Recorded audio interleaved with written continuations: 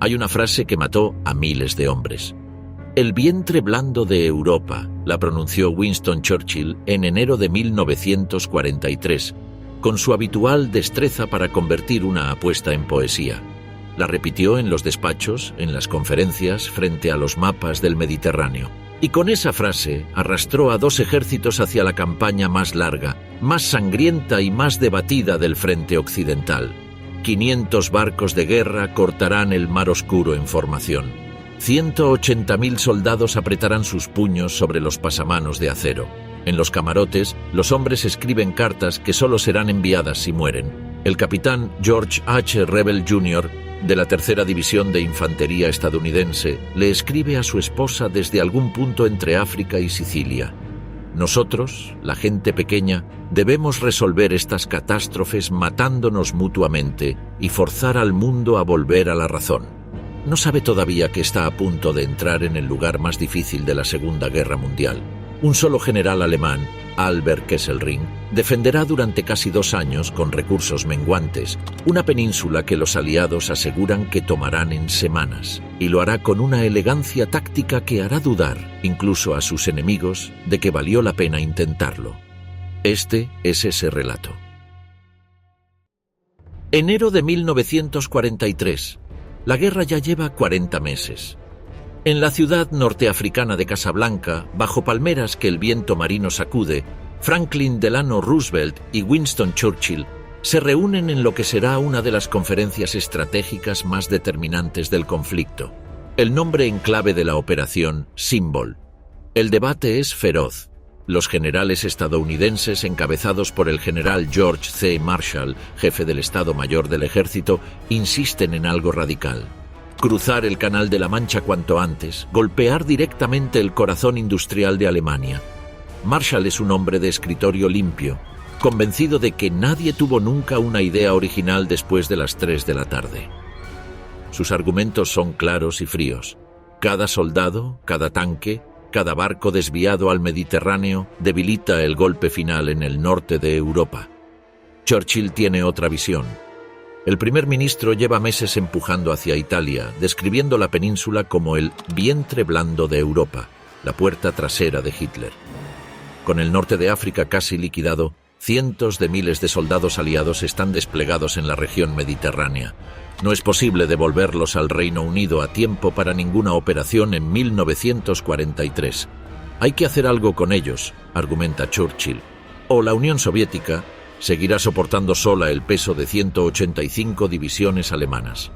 El general Sir Alan Brooke, jefe del Estado Mayor Imperial Británico, refuerza el argumento con precisión casi geométrica. Alemania mantiene en ese momento 35 divisiones en Francia y los Países Bajos, con 10 más de reserva. Si Italia capitulara, Berlín tendría que reemplazar las 43 divisiones italianas que ocupan los Balcanes. Sin el aliado italiano, los alemanes difícilmente podrían sostener una línea de defensa al sur del Valle del Po. Roosevelt vacila. Henry Stimson, su secretario de guerra, escribe en su diario: «El hombre de Londres se saldrá con la suya con nuestro jefe, y los planes cuidadosos y deliberados de nuestro Estado Mayor serán ignorados». El presidente había prometido a sus propios jefes que presionaría a los británicos en favor de una invasión de Francia. Pero bajo la retórica encendida de Churchill y el mapa extendido sobre la mesa de conferencias en el Hotel AMFA, Roosevelt cede.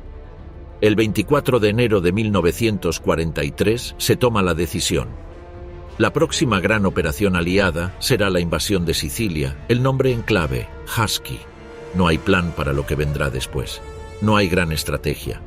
No hay consenso sobre qué hacer con el inmenso ejército ahora concentrado en el Mediterráneo. En palabras del historiador Rick Atkinson, más allá de Sicilia no había plan, no había gran estrategia, no había consenso. Esa ausencia de visión hacia adelante será el pecado original de la campaña italiana. En Berlín, Adolf Hitler celebra una reunión diferente. Tiene ante sí los planos de un nuevo submarino totalmente eléctrico, capaz de velocidades submarinas sin precedente. Tiene también los bosquejos del cohete A4, que pronto será conocido como la UP-2. El Führer se aferra a estas armas milagrosas como quien agarra una balsa en alta mar. Albert Speer, su ministro de armamentos, describe el estado de ánimo. Cuanto más inexorablemente avanzaban los hechos hacia la catástrofe, más inflexible se volvía, más rígidamente convencido de que todo lo que decidía era correcto. El tablero de ajedrez está colocado, los peones empiezan a moverse. 9 de julio de 1943. Es casi medianoche sobre el Mediterráneo central. Los aviones de transporte y los planeadores que llevan los paracaidistas de la Primera División Aerotransportada Británica y la 82ª División Aerotransportada Estadounidense son sacudidos violentamente por vientos que superan los 72 kilómetros por hora. El teniente coronel James M. Gavin, al mando de un regimiento de la 82ª, escribe a su hija desde el avión: practicamos sobre algunos árabes de aspecto amenazante. Los hace enojar que los disparen. La operación aerotransportada es un desastre desde el principio. De los 147 planeadores británicos lanzados aquella noche, 65 son soltados prematuramente por sus aviones remolcadores, hundiéndose directamente en el mar. De los restantes, solo 12 aterrizan cerca de sus objetivos. Los paracaidistas estadounidenses quedan dispersados por toda la campiña siciliana, algunos a kilómetros de sus zonas de salto. Sin embargo, el caos tiene un efecto inesperado. Los pequeños grupos de paracaidistas, errando por los caminos y colinas de Sicilia, cortan cables telefónicos, interceptan correos y atacan baterías aisladas. La confusión que siembran entre los defensores resultará más valiosa que cualquier objetivo cumplido. Sicilia en julio de 1943 es una isla de 31.000 kilómetros cuadrados dominada por el monte Etna, un volcán activo de 3.300 metros que organiza el terreno a su alrededor. La defienden el 6º Ejército Italiano al completo, con varias divisiones alemanas de apoyo, sumando más de 300.000 hombres con centenares de tanques y más de 1.000 aviones. Pero la moral italiana está por los suelos. El general Alfredo Guzzoni, comandante italiano en la isla, y el mariscal de campo Albert Kesselring, a cargo de las fuerzas alemanas en el Mediterráneo, chocan constantemente en cada detalle de la defensa. Al amanecer del 10 de julio, la mayor flota de invasión jamás vista irrumpe en las costas meridionales de Sicilia. En el flanco occidental desembarcan los hombres del 7º Ejército estadounidense bajo el general George S. Patton Jr. En el flanco oriental lo hace el 8º Ejército británico bajo el general Bernard L. Montgomery. La operación involucra a más de 160.000 soldados en el asalto inicial, superando en número de divisiones al propio día D de Normandía 11 meses después.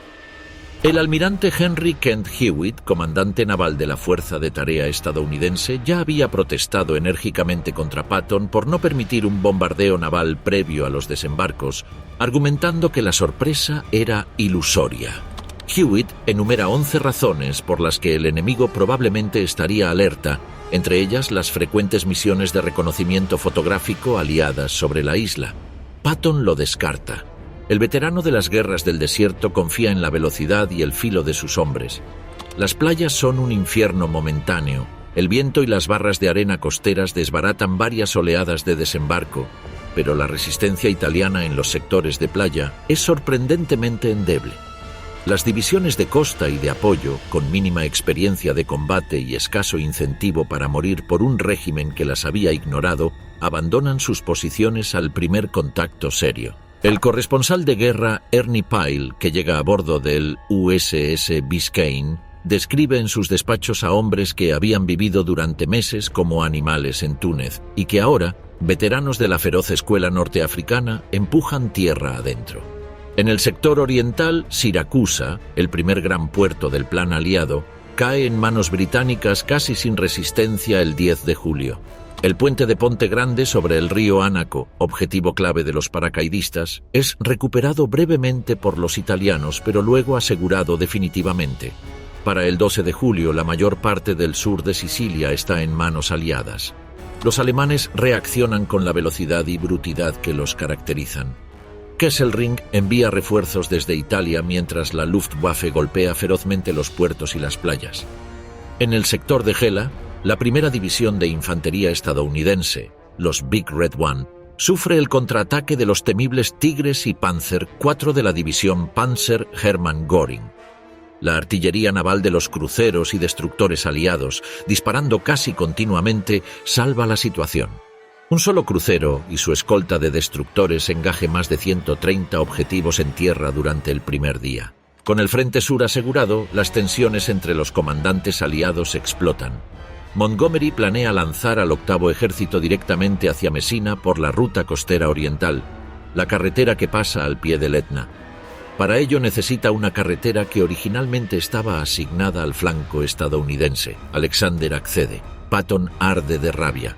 Los americanos han sido relegados al papel de flanco protector mientras los británicos se llevan los laureles. La respuesta de Patton es característica. Aprovecha una ambigua autorización de Alexander para reconocimiento y lanza todo su séptimo ejército hacia el oeste a velocidad frenética.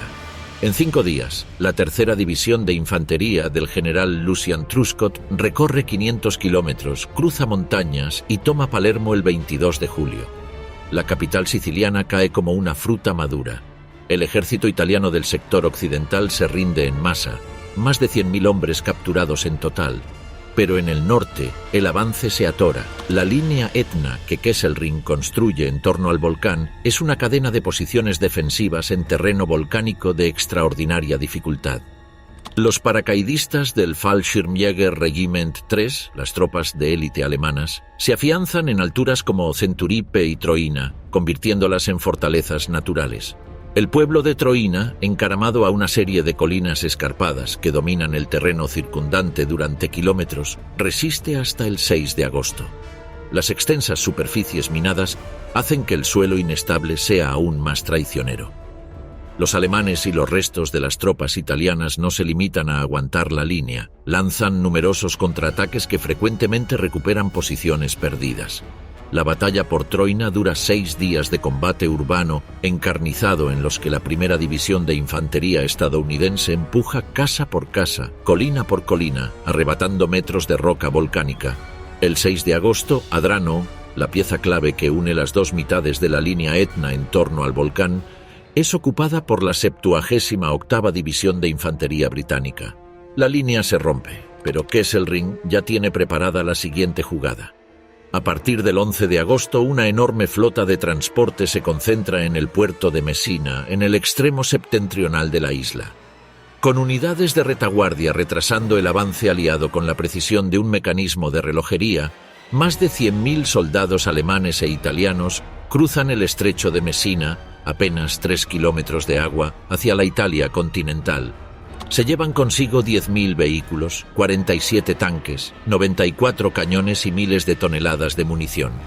Los aliados, incapaces de bloquear el estrecho de manera efectiva, observan cómo el ejército que habían prometido destruir simplemente escapa. La batalla por Sicilia concluye el 17 de agosto de 1943. De los casi 500.000 soldados aliados involucrados, apenas el 1% fueron muertos en combate. Los alemanes perdieron unos 26.000 hombres, 10.000 capturados, el resto heridos o muertos. El ejército italiano quedó prácticamente deshecho como fuerza de combate. Pero el mayor efecto de la campaña siciliana fue político, no militar. El desastre derrumbó el último pilar del prestigio de Benito Mussolini. 24 de julio de 1943.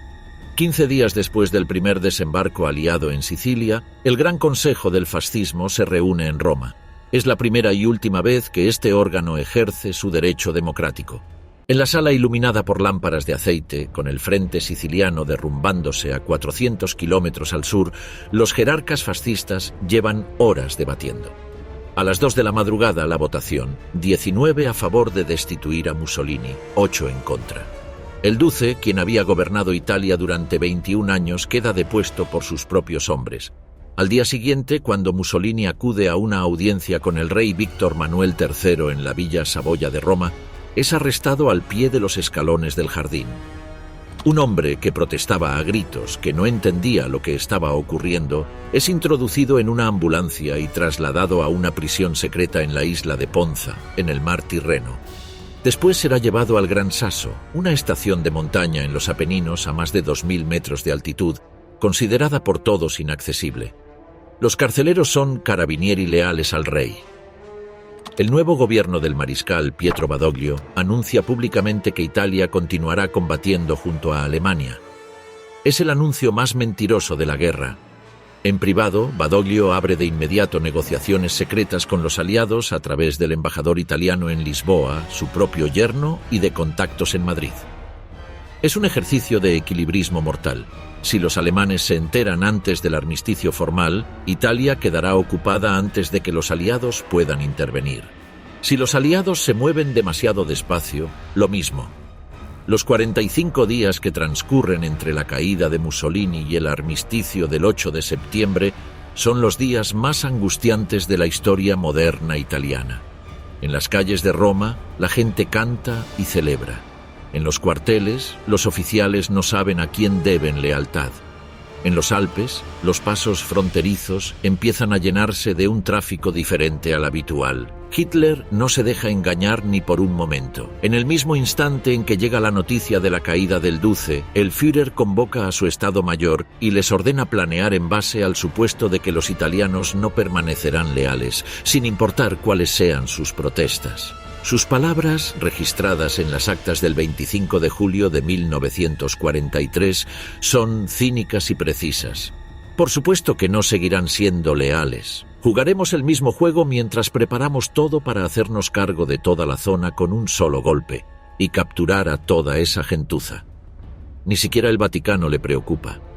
Puede tomarse también, dice, todo ese montón de cerdos diplomáticos. En las semanas siguientes, 16 nuevas divisiones alemanas cruzan los Alpes hacia el norte de Italia, moviéndose con una velocidad y eficiencia que los aliados, absorbidos en Sicilia, no logran contrarrestar. El feldmariscal Erwin Rommel, designado comandante del grupo de ejércitos B en el norte, tiene claro su argumento estratégico: retirar todas las fuerzas alemanas al norte del río Po, establecer una línea defensiva fuerte en los Alpes y dejar que los aliados se agoten avanzando por la larga bota de la península. Kesselring, comandante en el sur, argumenta exactamente lo contrario, que el terreno italiano es tan favorable al defensor que es posible combatir con éxito mucho más al sur, forzando al enemigo a pagar un precio altísimo por cada kilómetro. El debate entre Rommel y Kesselring es uno de los más importantes de la guerra. Hitler, en octubre de 1943, se inclina por Kesselring. Rommel marcha al Atlántico a supervisar las defensas costeras de Normandía. No lo sabe todavía, pero acaba de perderse la oportunidad de terminar la guerra en Italia en 6 meses.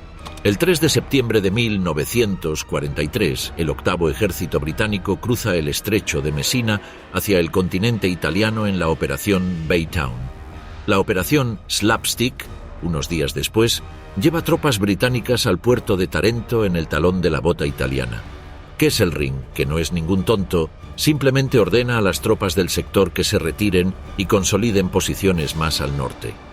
Negados de batalla, los frustrados británicos avanzan a paso de tortuga, retrasados por campos de minas, barricadas y puentes volados. El 8 de septiembre de 1943, a las 6:30 de la tarde, el armisticio italiano es anunciado públicamente por la BBC antes incluso de que el propio Badoglio pueda hacer su alocución oficial por radio.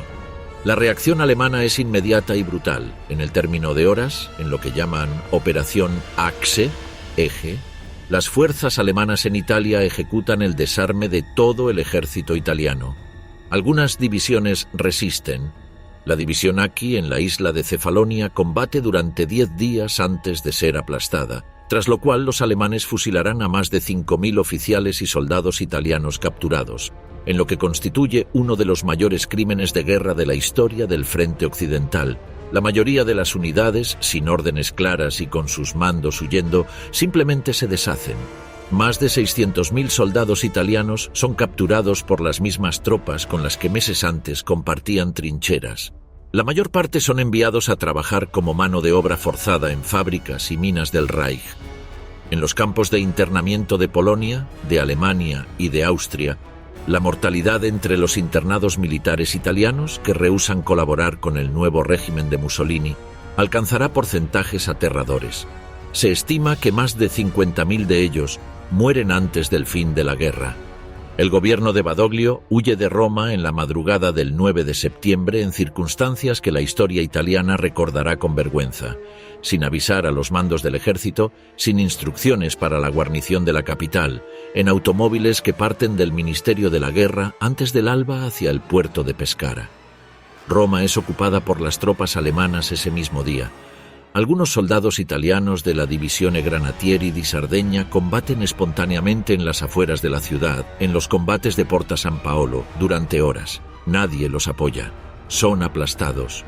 Mussolini, extraído de su prisión de montaña el 12 de septiembre en una audaz operación de planeadores comandada por el Obersturmbannführer Otto Skorzeny, que aterriza con 9 planeadores DFS-230 en la meseta rocosa del Campo Imperatore, a 2.100 metros sobre el nivel del mar, después de que un avión de reconocimiento hubiera identificado la ubicación por los rastros en la nieve. Es instalado como títere al frente de la nueva República Sociale Italiana en el norte ocupado, con sede en la localidad de Salò, a orillas del lago de Garda.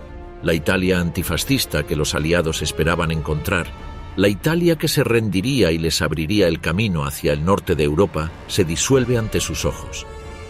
En su lugar, un país dividido, con un gobierno colaboracionista en el norte y un gobierno legítimo pero impotente en el sur, ocupado en sus 2 tercios septentrionales por una potencia extranjera eficiente y despiadada. La resistencia comienza a organizarse en las montañas, los bosques y los barrios obreros de las ciudades del norte. El 16 de septiembre de 1943, el primer convoy de prisioneros judíos, 24 personas, entre ellas un niño de 6 años, parte de una ciudad del norte de Italia hacia Auschwitz. El período de relativa protección que la política de Mussolini, renuente a permitir deportaciones, había otorgado a los judíos italianos llega a su fin. En los meses siguientes, más de 8.000 judíos italianos serán asesinados en los campos de exterminio nazis. Churchill había prometido el vientre blando de Europa. Lo que los aliados encontraron fue acero. 9 de septiembre de 1943. A las 3:30 de la madrugada, el soldado raso Ralph Fortunato, de la 36ª División de Infantería estadounidense, la División Texas, salta desde la borda de su barcaza de desembarco hacia las aguas del Golfo de Salerno. El agua le llega a los hombros. Sobre él, los proyectores alemanes barren el horizonte. Las ametralladoras MG-42 abren fuego. La operación Avalancha, comienza bajo los peores auspicios. El general Mark Clark, comandante del Quinto Ejército estadounidense y la principal fuerza de asalto, ha convencido al almirante Ken Hewitt de no realizar un bombardeo naval previo a los desembarcos. La justificación, mantener el elemento sorpresa. El argumento es absurdo. Los aviones de reconocimiento de la Luftwaffe han estado sobrevolando la Armada Aliada durante todo el trayecto desde Sicilia. Kesselring ha tenido tiempo de sobra para adivinar el objetivo más lógico, una franja de 35 kilómetros de playa junto al puerto de Salerno, el punto de desembarco anfibio más cercano a Nápoles. Las 9 divisiones aliadas, 5 estadounidenses y 4 británicas, se lanzan hacia una costa que ha sido meticulosamente preparada para recibirlos. La 16ª División Panzer alemana, 36 tanques Panzer IV y cañones antitancos enterrados entre las dunas, espera. Las playas se convierten en matadero, mientras que en el sector norte los contingentes británicos enfrentan una resistencia algo menos enconada. Sus naves escolta disparan durante 15 minutos sobre las defensas alemanas antes de que los soldados toquen tierra. En el sector sur, los estadounidenses pagan el precio de la improvisación. Las barcazas tocan fondo bajo una lluvia de morteros, proyectiles de artillería y fuego directo de ametralladoras. En la playa de Paestum, junto a las ruinas de los templos griegos del siglo VI a.C., los hombres de la 36ª División caen en el agua ensangrentada. El almirante Hewitt, viendo la catástrofe, abre fuego con todos sus cañones navales sin esperar órdenes. El poder de fuego de los cruceros y destructores, que en las primeras horas enganchan un mínimo de 130 objetivos en tierra, finalmente abre brechas en las defensas y permite a las tropas maltrecha establecer una cabeza de playa. Pero los alemanes no se detienen. La 16ª División Panzer desciende en masa desde las colinas circundantes para continuar el asalto. Durante 4 días, los combates en la cabeza de playa de Salerno son de una violencia extrema. La Luftwaffe lanza 200 incursiones diarias contra las playas y la fuerza naval, hundiendo aproximadamente 100 embarcaciones de desembarco de distintos tamaños y dañando varios buques de guerra. El destructor USS Rowan es hundido con la pérdida de 214 hombres. El crucero USS Savannah es alcanzado por una bomba planeante Fritz X alemana, nueva arma guiada. El 13 de septiembre, Kesselring concentra 4 divisiones acorazadas y lanza un contraataque general. Los alemanes llegan a estar a poco más de 3 kilómetros de las playas. En el cuartel general del Quinto Ejército, Clark redacta un plan de contingencia para reembarcar sus tropas. El destino de toda la campaña pende de un hilo. En ese momento crítico, el fuego naval aliado salva la situación por segunda vez. Los cañones de los acorazados HMS Valiant y HMS Warspite, incorporados a la formación naval, disparan con una precisión devastadora contra las columnas blindadas alemanas que avanzan. El 14 de septiembre, el general Harold Alexander, comandante del 14º Grupo de Ejércitos, ordena lanzar al cuartel general de la 82ª División aerotransportada directamente sobre la cabeza de playa como medida desesperada de refuerzo en el marco de una operación de emergencia. El 16 de septiembre, el 8º Ejército de Montgomery, que avanza penosamente desde el sur, establece contacto con el 5º Ejército en Salerno. La pinza amenaza. Kesselring recibe órdenes de Berlín de no sacrificar sus divisiones acorazadas en combates de atrito innecesarios. Los Panzer se retiran hacia el norte. Salerno es una victoria, pero una victoria casi perdida que deja a los aliados seriamente debilitados. Las bajas en los 13 días de combate ascienden a más de 14.000 hombres entre muertos, heridos y desaparecidos solo en el lado aliado. La moral del Quinto Ejército está por los suelos. Mientras los soldados aliados consolidan su posición, la ciudad de Nápoles hierve. El 27 de septiembre de 1943, la población de la segunda ciudad más grande de Italia se levanta espontáneamente contra los ocupantes alemanes, en lo que la historia recordará como las 4 jornadas de Nápoles. Durante 4 días, civiles con armas capturadas, partisanos armados con apenas dinamita y los restos del ejército italiano combaten a las tropas de la SS y de la Wehrmacht en un levantamiento de extraordinario coraje que obliga a una retirada alemana del área. El 1 de octubre, las primeras unidades aliadas entran en Nápoles. Lo que encuentran estremece incluso a soldados endurecidos. Los alemanes han dinamitado el puerto metódicamente, hundiendo centenares de embarcaciones sobre sí mismas para bloquear los canales de acceso. El sistema de agua potable está destruido, las redes eléctricas saboteadas, las bibliotecas y archivos universitarios incendiados.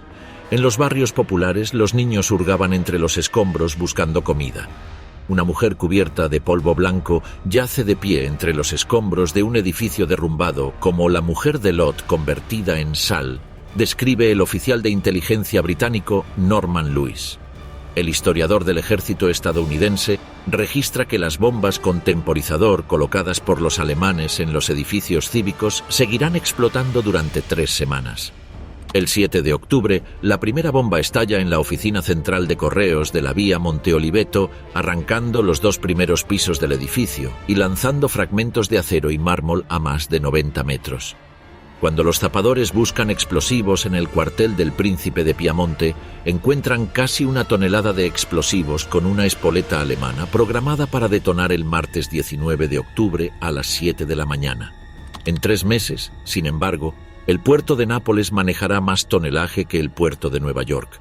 El ingenio aliado y el sudor italiano transforma los escombros en la arteria logística más importante del teatro mediterráneo. Noviembre de 1943.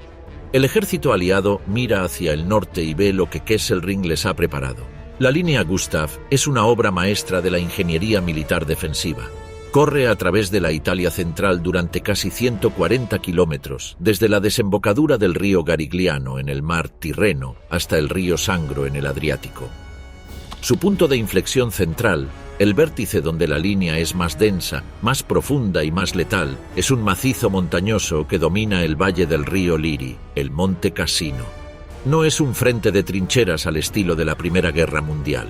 Es algo más sofisticado y más terrible. Un sistema de posiciones encastradas en el terreno natural, aprovechando cada espolón rocoso, cada cresta, cada fondo de barranco para convertir el paisaje mismo en un arma. Kilómetros de alambre de espino, fosas antitanque de 3 metros de profundidad, búnkers de hormigón armado con muros de 80 centímetros orientados para proporcionar fuego cruzado. Campos de minas de una densidad tan extrema que la ingeniería de combate aliada estimará que se necesitarán 1000 puentes para llegar al río Po.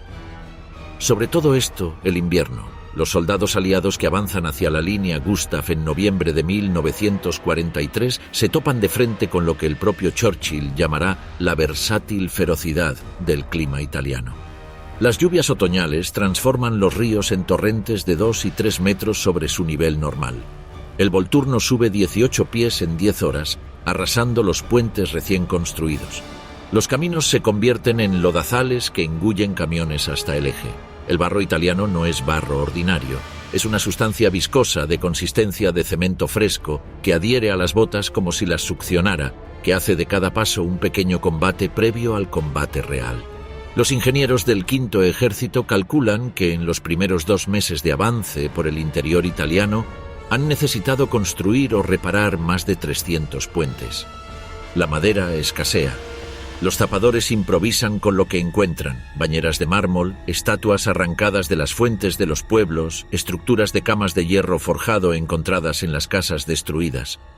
Un informe de ingeniería del periodo registra sin ironía que se rellenaron cráteres de bomba con bañeras rotas, estatuas y lavabos y sombreros de fedora lujosos. Guerras debería librarse en mejor país que este, escribe el general John P. Lucas en su diario. Las líneas defensivas se suceden como capas de una cebolla. Primero la línea Volturno, luego la línea Bárbara.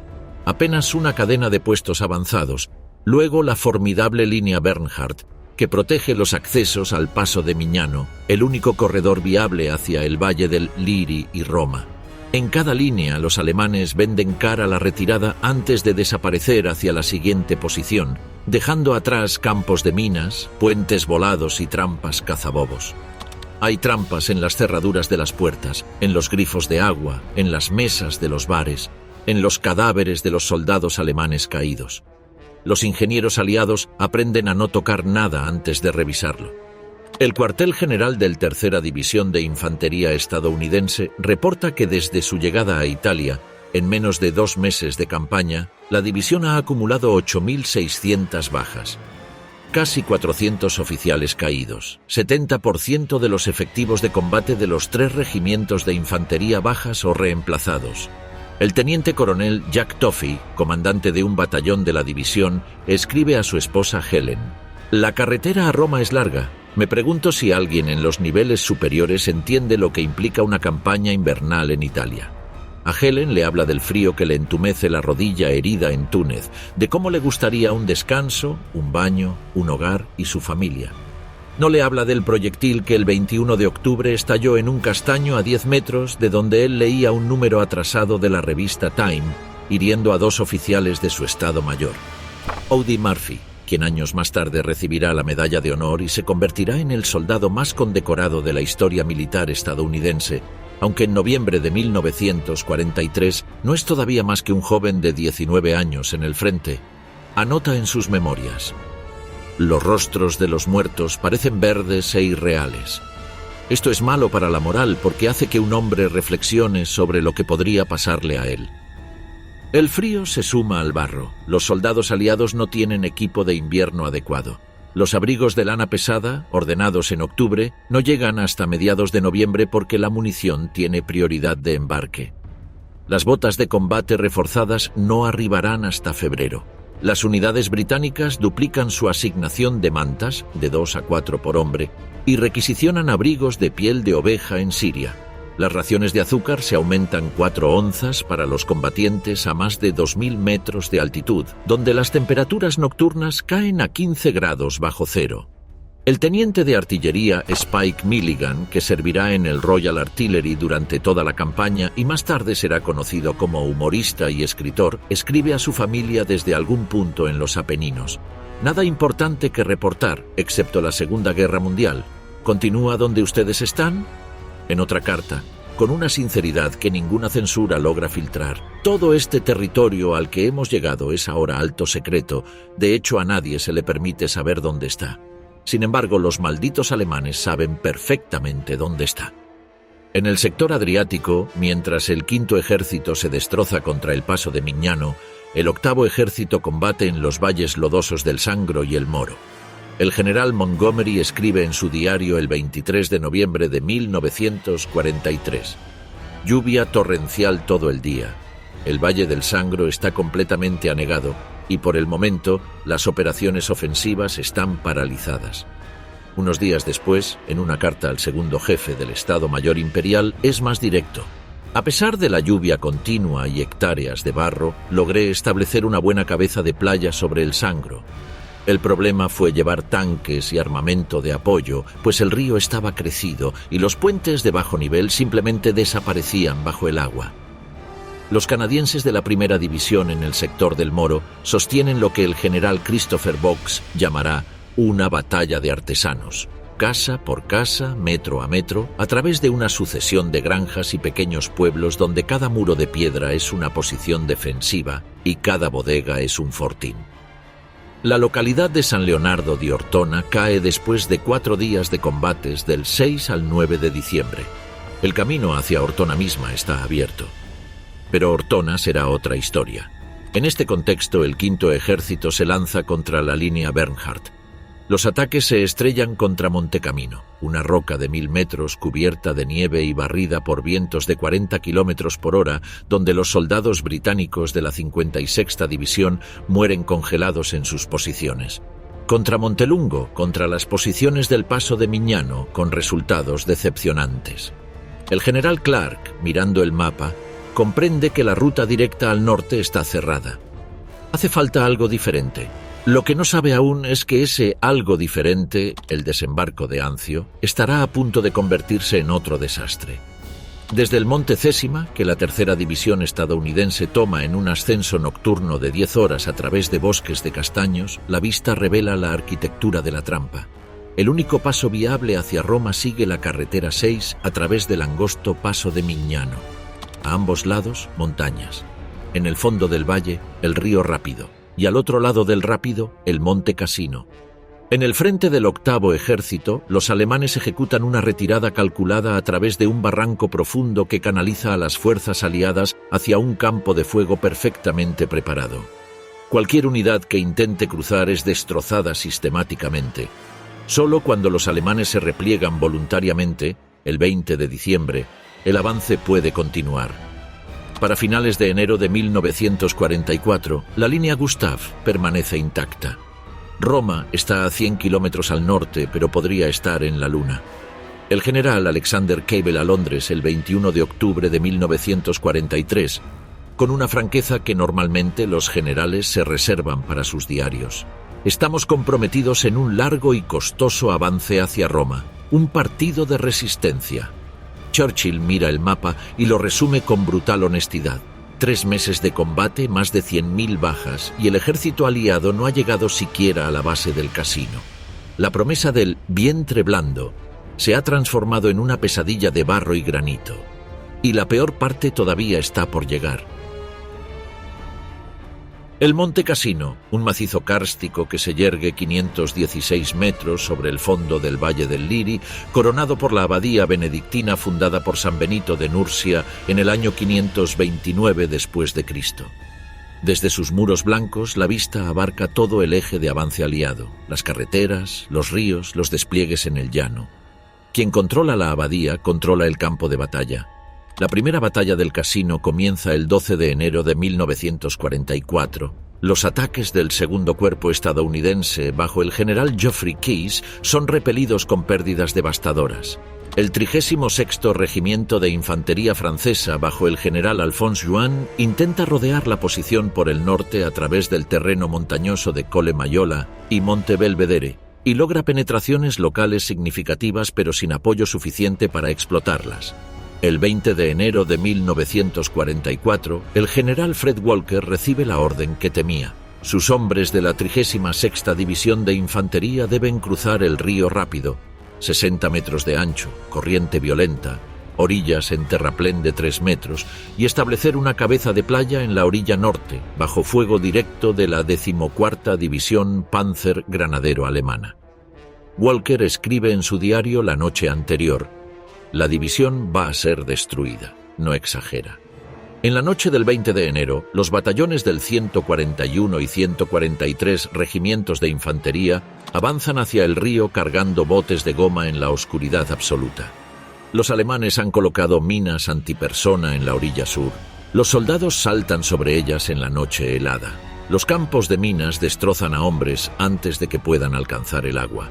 Los que logran cruzar quedan atrapados en la orilla norte bajo fuego cruzado, sus barcazas destruidas por la artillería. Cuando al tercer día Walker intenta la retirada, ya no queda el tercer batallón intacto. En 2 días de combate, la 36ª División pierde más de 1.600 hombres. Una investigación del Congreso estadounidense examinará el desastre meses después. La segunda batalla del Casino, en febrero de 1944, centra la atención en la abadía. La controversia sobre si los alemanes la ocupan militarmente, debate que aún hoy divide a los historiadores, lleva a una decisión que quedará grabada en la historia: el bombardeo. El 15 de febrero de 1944, 249 bombarderos B-17 Flying Fortress y B-25 Mitchell del Ejército del Aire estadounidense descargan 576 toneladas de bombas sobre la abadía de Montecassino en el espacio de 3 horas y media. Desde los valles circundantes, cientos de soldados de ambos bandos observan en silencio cómo el edificio construido durante 14 siglos se desmorona en una nube de polvo blanco. El fragor del bombardeo es audible en Roma, a 140 kilómetros al norte. La ironía trágica: los alemanes no habían ocupado militarmente el edificio, aunque sí habían establecido posiciones en los terrenos monásticos circundantes. Tras el bombardeo, los paracaidistas del general Rudolf Heilmann ocupan las ruinas como posiciones defensivas, usando los escombros, muros de 1,5 metros de espesor reducidos a montones de piedra tallada, como la más perfecta de las fortalezas naturales. El bombardeo ha creado inadvertidamente exactamente las condiciones que los alemanes necesitaban. No hay asalto de infantería coordinado tras el bombardeo. La oportunidad se pierde en la confusión. La tercera batalla del Casino comienza el 15 de marzo de 1944 con el mayor bombardeo de área en apoyo a una operación terrestre hasta la fecha. Más de 400 bombarderos medios y pesados lanzan más de 1.000 toneladas de bombas sobre la ciudad de Cassino y sus alrededores en 3 horas. El resultado visual es espectacular. Cassino queda literalmente borrada del mapa, convertida en una superficie de cráter sobre cráter sobre cráter. El cemento, el asfalto y la tierra se mezclan en una pasta infranqueable para los vehículos. El avance de infantería que sigue no puede explotar el bombardeo. Las lluvias que caen en las horas siguientes convierten los cráteres en lagos. Los tanques New Zealand y los soldados indios de la 4ª División del general Francis Tucker, que intentan avanzar hacia el albergue continental, objetivo clave al pie de la colina del Casino, se encuentran con un laberinto de escombros que impide toda maniobra. Los paracaidistas del regimiento Heydrich combaten con una ferocidad que roza lo sobrehumano, aprovechando cada bloque de piedra, cada sótano derrumbado. El historiador Fred Magdalani, que combatirá más tarde en el sector del Casino como oficial de infantería, describe lo que encontraron cuando finalmente tomaron posiciones. Los rostros muertos de soldados ingleses, escoceses, americanos e indios. Un macabro registro de razas y regimientos que habían combatido aquí. Los mutilados restos de una breve pero intensa historia. El olor de la muerte, escribe, era perceptible antes de ver nada. Cuando hueles ese olor, sabes que has llegado. Estás de nuevo en el mundo de la infantería. 3 batallas del Casino. 4 meses de combate. La línea Gustav sigue intacta. 22 de enero de 1944, a las 2 de la madrugada, 6 divisiones aliadas, 36.000 hombres en la primera oleada, tocan tierra en las playas de Anzio y Netuno, a 50 kilómetros al sur de Roma. La operación Shingle está diseñada para cortar las líneas de suministro alemanas hacia el casino y forzar a Kesselring a retirar tropas de la línea Gustav, rompiendo el estancamiento. El desembarco es casi perfecto. La resistencia inicial es mínima. En la madrugada del 22 de enero, menos de 100 soldados alemanes se interponen entre los aliados y Roma. El general Wolfgang Pfeiffer-Wildenbruch, a cargo de las escasas tropas alemanas en el área, llama urgentemente a su cuartel general. La puerta a Roma está abierta. El general John P. Lucas, comandante del 6º Cuerpo estadounidense al mando de la operación, no la atraviesa. En lugar de lanzar sus columnas blindadas hacia los Colli Albani y cortar la vía Casilina, la arteria principal que alimenta el frente del casino, Lucas ordena consolidar la cabeza de playa. Sus razones son comprensibles desde el punto de vista táctico. No tiene suficientes divisiones para avanzar hacia Roma y defender simultáneamente el perímetro. Teme un contraataque masivo antes de haber descargado suficiente material pesado. Los recuerdos de Salerno, donde casi fue arrojado al mar, pesan sobre él. Churchill, cuando lee los despachos, estalla de frustración. En palabras posteriores, inmortalizadas en sus memorias de guerra: esperaba un gato salvaje lanzado a la orilla. Lo que tuve fue una ballena varada. Kesselring reacciona con velocidad asombrosa. En 48 horas, usando todas las reservas disponibles del teatro italiano, construye un anillo defensivo alrededor de la cabeza de playa aliada. 14 divisiones se concentran en torno al perímetro de Anzio en una semana. Lo que había sido una oportunidad de oro se convierte en una trampa. Los aliados en Anzio, finalmente reforzados hasta 150.000 hombres, permanecerán atrapados en una cabeza de playa de 24 por 48 kilómetros durante 4 meses. El poeta Robert Trevelyan, que combate como comandante de pelotón en Anzio, lo describe en su diario con una precisión que ningún general podría superar. La cabeza de playa de Anzio es el frente más extraño que he visto. Puedes ir de las trincheras de primera línea a la playa en 20 minutos. Puedes escuchar la artillería desde las duchas de campaña. Pero la artillería alemana es omnipresente y precisa. Las piezas de largo alcance, incluida la pieza ferroviaria de 280 milímetros que los soldados aliados apodaron Anzio Ani, martillan sin descanso el perímetro. Las bajas por bombardeo son constantes. El espacio vital es tan reducido que los hospitales de campaña están al alcance de los proyectiles. El 7 de febrero de 1944, una bomba cae sobre el hospital de la Cruz Roja de Anzio, matando a 28 personas, entre ellas enfermeras estadounidenses. El 16 de febrero, Kesselring lanza su contraataque principal. La tercera división Panzer Granadero y la división Infantería Lehr golpean la línea aliada en un ataque frontal de máxima potencia. Bajo el fuego concentrado de 500 bocas de fuego alemanas, las posiciones de la 45ª División de Infantería estadounidense en el centro del perímetro se doblan peligrosamente. En el momento más crítico, cuando un batallón ha sido reducido a 98 hombres, el fuego naval aliado y los ataques de los cazabombarderos P-40 detienen el avance. La cabeza de playa sobrevive, pero por los pelos.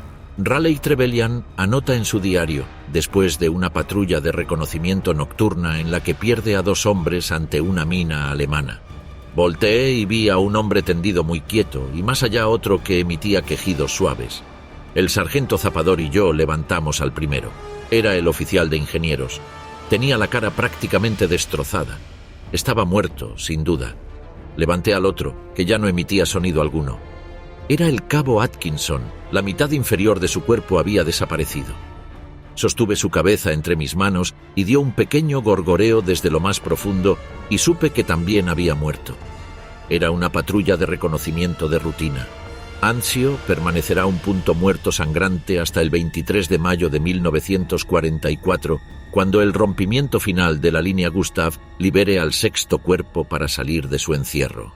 En 4 meses de combate defensivo y ofensivo, las bajas aliadas en Anzio superan los 43.000 hombres entre muertos, heridos y desaparecidos.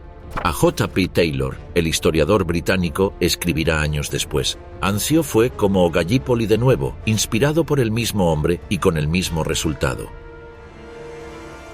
11 de mayo de 1944, 23:00 horas. A lo largo de 50 kilómetros de frente en el sector del casino, 1.500 bocas de fuego aliadas abren simultáneamente. El ruido es tan colosal que los soldados en primera línea sienten el suelo vibrar como la piel de un tambor. Desde los montes Aurunzi hasta el Adriático, el cielo nocturno se ilumina en una aurora artificial. La operación Diadema ha comenzado. 4 meses de preparación secreta, reposicionamiento de ejércitos enteros en la oscuridad y una elaborada campaña de engaño. Operación Nunton, que hacía creer a los alemanes que el 8º ejército permanecía en el Adriático, han creado las condiciones para el asalto más coordinado de la campaña italiana hasta la fecha. El 5º ejército de Clark ataca en el sector oeste. El 8º ejército británico, bajo el general Oliver Lees, ataca en el centro hacia el monte Cassino. El cuerpo expedicionario francés del general Alphonse Juin opera en el sector de los montes Aurunzi, y el 2º cuerpo polonés del general Władysław Anders tiene asignado el objetivo más sangriento de todos, la mismísima cima del monte Cassino con sus ruinas de abadía. La noche del 11 de mayo no es diferente para el general polaco. 4 años antes, Anders escapó de la NKVD soviética. Sus hombres vienen de Polonia, de los campos de prisioneros de la Unión Soviética, de los desiertos de Oriente Medio. Llevan sobre los hombros el peso de una nación destruida entre 2 tiranos. La conquista de Cassino es para ellos algo más que una operación militar. Es una declaración de que Polonia todavía existe. La noche del 12 de mayo, el 2º cuerpo polaco lanza su primer asalto sobre la colina de Cassino. El 13 de mayo, los polacos atacan de nuevo. El 17 de mayo atacan por tercera vez. El punto Gil 593, cuyo control es necesario para tomar la propia abadía, cambia de manos varias veces. Las bajas polacas son terribles, más de 4.000 en 9 días. Pero los hombres de Anders no se rinden. El rompimiento definitivo llega desde otro sector. El cuerpo expedicionario francés del general Juin, con sus tropas Gumiers marroquíes especializadas en combate de montaña, ejecuta lo que los historiadores recordarán como uno de los movimientos más brillantes de la campaña. En lugar de atacar frontalmente las posiciones del Cassino, Juin dirige sus tropas a través de los montes Aurunzi por sendas que los alemanes habían considerado impracticables para formaciones regulares. Los Gumiers, irregulares bereberes del Atlas marroquí, conocidos por su capacidad de moverse por terrenos imposibles, escalan en la noche las alturas que flanquean la línea Gustav por el oeste, apareciendo detrás de las posiciones alemanas. El 17 de mayo, la brecha abierta por los franceses hace imposible para los alemanes sostener el Cassino. Los paracaidistas del general Heilmann, que han defendido la abadía en ruinas durante 4 meses y 12 días contra 4 ejércitos aliados, reciben finalmente la orden de retirarse. La noche del 17 al 18 de mayo, abandonan la posición. El 18 de mayo de 1944, a las 10:20 de la mañana, una patrulla del 12º Regimiento de Ulanos polacos del general Anders iza la bandera polaca sobre las ruinas de la abadía de Monte Cassino. Las ruinas huelen a muerte. Entre los escombros yacen los cadáveres de soldados de 10 naciones distintas.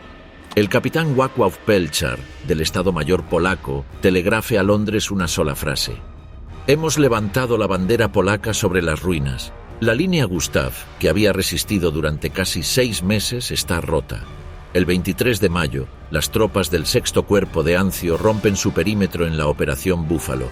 La amenaza de encirclement obliga a las fuerzas alemanas a retirarse en toda la línea. Kesselring ordena una retirada ordenada hacia la siguiente posición defensiva, y entonces el general Mark Clark comete el error que los historiadores debatirán durante décadas. En lugar de girar norte-noroeste para cortar la vía casilina y destruir el 10º ejército alemán en retirada, tal como había ordenado Alexander, Clark gira sus fuerzas directamente hacia Roma. Su motivación parece ser fundamentalmente política. Quiere que el 5º ejército estadounidense sea el que libere Roma, no el 8º ejército británico. No quiere compartir el honor. Kesselring, que no puede creer su suerte, aprovecha el tiempo que Clark le regala para retirar el grueso del 10º ejército casi intacto hacia el norte. En términos militares, es un desastre estratégico. En términos periodísticos, es un triunfo. El 4 de junio de 1944, las primeras patrullas del 5º ejército entran en Roma. Es la primera capital del eje que cae en manos aliadas. Clark conduce personalmente su jeep a la plaza de San Pedro. Los romanos salen a las calles. Flores, abrazos, botellas de vino. 48 horas después, el 6 de junio, los aliados desembarcan en Normandía. La liberación de Roma, tan costosamente obtenida, desaparece de las primeras páginas de los periódicos del mundo. Eisenhower llama a sus generales en Normandía. La campaña italiana vuelve a ser lo que siempre había sido, el teatro secundario. Verano de 1944. Con Roma liberada y el ejército alemán en retirada hacia el norte, los planificadores aliados creen que el fin de la campaña italiana está al alcance. Cálculos optimistas hablan de llegar a la llanura del Po en semanas, de colapsar la posición alemana en Italia antes de que acabe el año. No cuentan con Albert Kesselring. El mariscal de campo ha preparado durante meses, en secreto, su próxima línea defensiva. La línea gótica atraviesa los Apeninos del norte desde la provincia de Pesaro en el Adriático hasta la Spezia en el Tirreno. 200 kilómetros de terreno montañoso con más de 2.000 metros de altitud media, reforzado por 75 kilómetros de búnkers de hormigón, 10.000 posiciones de ametralladoras, 200 tanquetas, miles de kilómetros de alambre de espino y más de 800 minas antipersona por cada 100 metros de frente. Pero antes de atacar la línea gótica, los aliados tienen un problema diferente: las bajas. En junio y julio de 1944, Alexander pierde 6 divisiones completas, extraídas del teatro italiano para participar en la Operación Dragoon, el desembarco en el sur de Francia. Las protestas de Churchill son encendidas pero inútiles. Los americanos consideran Dragoon estratégicamente esencial. Alexander se queda con 11 divisiones para enfrentar una línea gótica defendida por 26 divisiones alemanas en terreno, que favoreció siempre al defensor. El 25 de agosto de 1944, la Operación Olive, el ataque a la línea gótica, comienza en el frente adriático. El octavo ejército ataca al norte a lo largo de la costa, esperando atraer las reservas alemanas, mientras el quinto ejército de Clark golpea el centro de los Apeninos. Los primeros días son prometedores. Las divisiones canadienses y la caballería corazzata sudafricana abren brechas en la primera capa de la línea gótica en el sector de Pesaro. Kesselring reacciona con su habitual velocidad. Mueve sus reservas al frente adriático, detiene el avance. Cuando Clark golpea en el centro, los refuerzos alemanes ya están en posición. Para finales de septiembre de 1944, el quinto ejército ha escalado los picos de los Apeninos con 14.000 bajas adicionales y se detiene en las laderas norte, con el valle del Po visible desde las alturas pero imposible de alcanzar. Las lluvias otoñales llegan puntualmente y convierten los caminos de montaña en imposibles. Los cazabombarderos, que habían sido el arma decisiva del verano, quedan en tierra por las nubes bajas. El segundo invierno italiano promete ser tan cruel como el primero. En octubre de 1944, Kesselring sufre un accidente automovilístico grave que lo deja temporalmente fuera de servicio. Es lo más cerca que los aliados han estado de eliminar a su más hábil adversario. A su regreso, el propio Hitler lo nombra comandante en jefe del Frente Occidental, enviándolo a intentar salvar una situación ya irrecuperable en Alemania. Su sustituto en Italia es el general Heinrich von Wittinghoff, un oficial competente pero sin el genio instintivo de Kesselring para el terreno italiano. El invierno de 1944 a 1945 es una repetición del anterior, con variaciones.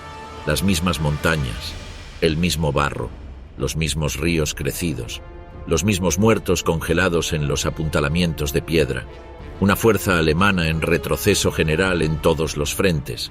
En el este, el Ejército Rojo ha cruzado el Vístula. En el oeste, la ofensiva de las Ardenas de diciembre de 1944 fracasa y deja a Alemania sin reservas. Pero que en Italia encuentra aún la fuerza para estabilizar el frente y lanzar en diciembre un contraataque local que recupera brevemente una sección de la línea gótica. La moral aliada está dañada. Los soldados llevan 16 meses en Italia.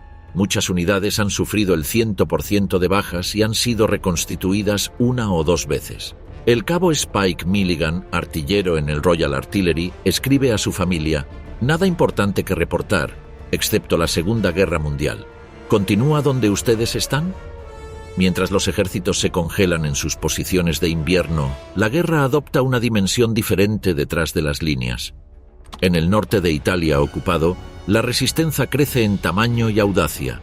Partisanos de las brigadas Garibaldi, comunistas, de la formación Giustizia e Libertà, liberal socialistas, y de decenas de organizaciones autónomas acosan los convoyes alemanes, liberan prisioneros aliados fugitivos y mantienen el control de varias zonas rurales en los Apeninos y en el Piamonte.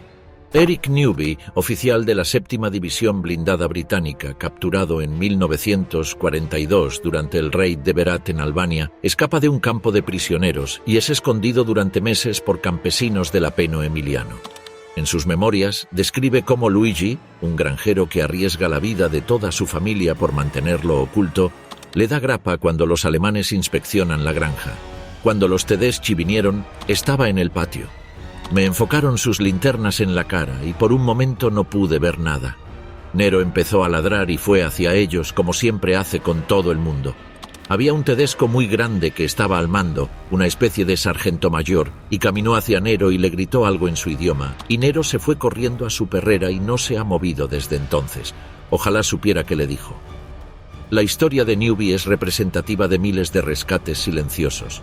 Italianos que se arriesgaban a ser fusilados para proteger a desconocidos, y que después de la guerra apenas hablarían de ello. Primavera de 1945. El mundo se derrumba sobre Alemania desde todos los lados. En el este, el Ejército Rojo ha cruzado el río Oder a menos de 80 kilómetros de Berlín. En el oeste, los ejércitos de Eisenhower han cruzado el Rin en múltiples puntos. En Hungría, los últimos intentos alemanes de mantener el control del petróleo de los Balcanes han fracasado en la operación Frühlingserwachen de marzo de 1945. Y en Italia, el general Heinrich von Wittinghoff enfrenta una situación táctica sin salida, pero con órdenes de Hitler de no ceder ni un palmo de terreno. El 5º Ejército y el 8º Ejército han sido reforzados durante los meses de invierno con un espectro internacional de unidades que refleja la dimensión global del conflicto. Hay soldados brasileños de la Fuerza Expedicionaria Brasileña, la FEB, los primeros tropas de Brasil en combatir en Europa desde la Guerra del Paraguay 80 años antes. Hay varios miles de voluntarios italianos entrenados por los británicos, ex prisioneros de guerra que han elegido combatir con los aliados. Hay griegos, neozelandeses, sudafricanos, palestinos, tanto judíos como árabes, polacos del 2º Cuerpo de Anders que llevan combatiendo sin interrupción desde el Casino. La coalición aliada en Italia al final de la guerra es la más diversa de cualquier teatro del conflicto. El 6 de abril de 1945, la operación Grapeshot, metralla, comienza con un bombardeo de artillería de 48 horas a lo largo de toda la línea. El 8º Ejército ataca en el sector Adriático con el objetivo de cruzar el río Senio y avanzar hacia el Po. El 5º Ejército atacará el centro y la costa tirrena. Los alemanes ya no tienen reservas. Las divisiones que deberían reforzar las brechas están en el frente ruso, en el occidental, destruidas o dispersas. Los soldados de las últimas clases de reclutamiento, chicos de 16 años y hombres de 45, combaten con fanatismo o con la desesperación de quien sabe que la guerra ya está perdida. El avance comienza con una velocidad que contrasta brutalmente con los años previos. El 9 de abril, las fuerzas del 8º Ejército cruzan el Senio. El 10 de abril, cruzan el Santerno. El 13 de abril, las tropas canadienses y neozelandesas establecen cabezas de playa en el río Reno, a menos de 30 kilómetros de Bolonia. En el sector del 5º Ejército, el 4º Cuerpo estadounidense penetra las posiciones alemanas en los Apeninos centrales y comienza a descender hacia la llanura. El 18 de abril de 1945, la brecha es irrecuperable.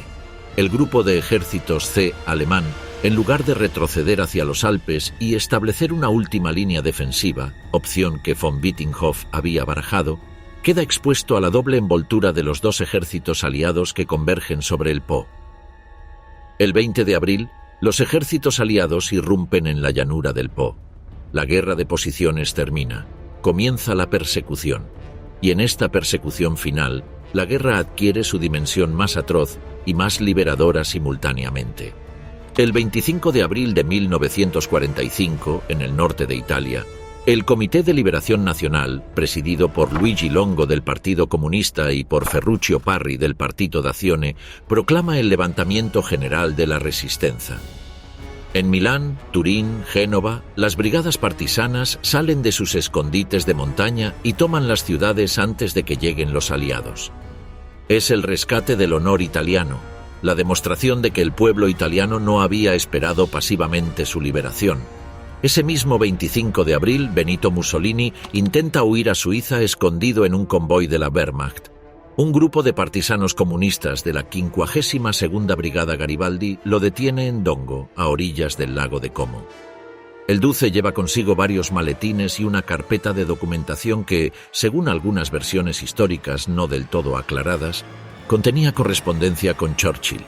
Mussolini no opone resistencia. Alguien le dice: «Venimos a libertarte». No es verdad. El 28 de abril de 1945, Benito Mussolini y su compañera Claretta Petacci son ejecutados en la villa de Giulino di Mezzegra, en Blevio. Los cadáveres son transportados a Milán y colgados boca abajo en una gasolinera del barrio de Piazzale Loreto, el mismo lugar donde meses antes los alemanes habían exhibido los cadáveres de 15 partisanos fusilados. 2 días después, el 30 de abril, Adolf Hitler se suicida en su búnker de Berlín. El 2 de mayo de 1945, el general Heinrich von Wittinghoff firma la rendición incondicional de todas las fuerzas alemanas en Italia en la ciudad de Caserta. La firma tiene lugar a las 2 de la tarde, en el Palacio Borbónico del siglo XVIII, donde se encuentra el cuartel general aliado en Italia. Será la primera rendición masiva de fuerzas alemanas en cualquier teatro de la guerra. La campaña italiana termina el 2 de mayo de 1945, 6 días antes del final oficial de la guerra en Europa. 1 millón de soldados aliados combatieron en Italia entre el 9 de julio de 1943 y el 2 de mayo de 1945. De ellos, más de 300.000 fueron bajas, muertos, heridos, prisioneros, desaparecidos. El ejército alemán perdió más de 500.000 de hombres en el mismo periodo. Los historiadores han debatido durante 80 años si valió la pena. El general Sir William Jackson, en su historia oficial de la campaña, subraya el efecto de atrito. Italia mantuvo entre 18 y 23 divisiones alemanas que de otro modo habrían podido ser desplegadas en Normandía o en el frente ruso. En el verano de 1944, cuando Eisenhower luchaba para consolidar la cabeza de playa de Normandía, 19 divisiones alemanas estaban siendo aplastadas contra la línea Gustav por el 5º y el 8º ejércitos aliados. El historiador Norman Stone argumentó que la experiencia italiana, paradójicamente, dio a los generales alemanes la voluntad de seguir resistiendo. La destreza con que Kesselring mantuvo a raya a fuerzas muy superiores con recursos limitados regeneró la confianza de un alto mando alemán que en 1943 temblaba. La tesis contraria tiene defensores poderosos. El historiador John Grigg argumenta que era falaz suponer que el anclaje de tropas alemanas en el sur de Europa dependía de que los aliados mantuvieran un frente de combate mayor allí. Había más divisiones alemanas en Francia antes del día D que en Italia, sin que nadie estuviera atacando. La mera amenaza potencial habría bastado para mantenerlas.